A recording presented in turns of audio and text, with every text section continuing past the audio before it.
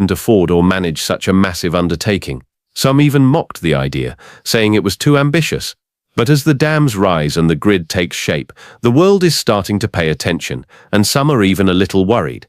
Countries like China, Russia, and India are eager to work with Burkina Faso. They see the country as a serious partner with a bold vision. China has offered to invest in satellite energy labs to develop new technologies. Russia is sending engineers to help build the dams. India is negotiating access to the grid to power its own growing economy. These partnerships show that Burkina Faso is no longer seen as a charity case. It's a leader in the global energy market. Meanwhile, Western countries who once ignored Burkina Faso are now scrambling to get involved.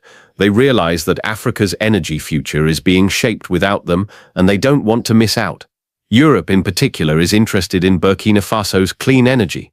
With the world moving away from fossil fuels, countries are looking for reliable sources of renewable power.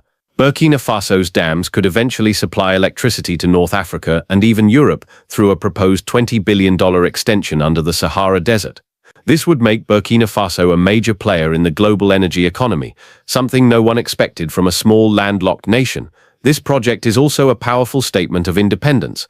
For centuries, Africa's resources were exploited by colonial powers, leaving its people with little to show for it. Traore's vision is about breaking that cycle. Every watt of electricity generated by the dams is a step towards self-sufficiency. Every contract signed with emerging economies is a rejection of the old system where Africa was seen as a source of raw materials for others. Burkina Faso is now negotiating from a position of strength, choosing its partners and setting its own terms.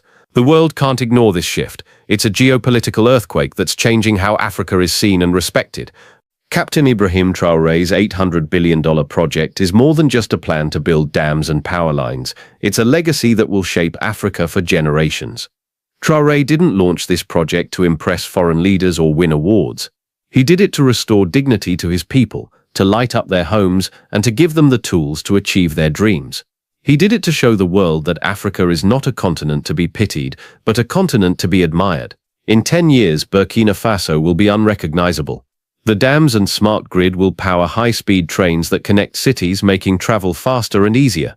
Green cities with modern buildings and clean energy will rise, creating new opportunities for businesses and families. Digital schools with computers and internet access will give students the skills to compete in a global economy. New industries like vertical farming, where crops are grown in tall buildings to save space, will provide food and jobs. Young people will have the chance to become engineers, scientists, and entrepreneurs, all because of the foundation being built today. This project is also inspiring other African countries. Nations like Niger, Togo, and Sierra Leone are watching Burkina Faso's success and creating their own energy plans. They see what's possible when a country dares to dream big and work hard. Traore's vision is spreading, creating a movement across the continent. Africa is no longer waiting for others to solve its problems. It's solving them itself, with its own leaders, workers, and ideas. The $800 billion hydroelectric project is just the beginning. As the dams are completed and the grid expands, West Africa is becoming a connected, powerful region. Electricity is becoming a right, not a luxury, for millions of people. Villages that once lived in darkness are now full of light. Businesses that once struggled are now growing.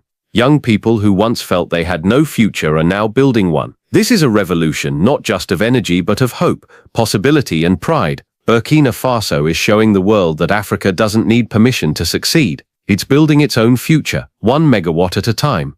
If this story inspires you, share it with others. Tell the world about Burkina Faso's incredible journey from a forgotten nation to a global leader. As the turbines spin and the lights come on, one thing is clear: Africa's future is bright, and it's being built by Africans for Africans.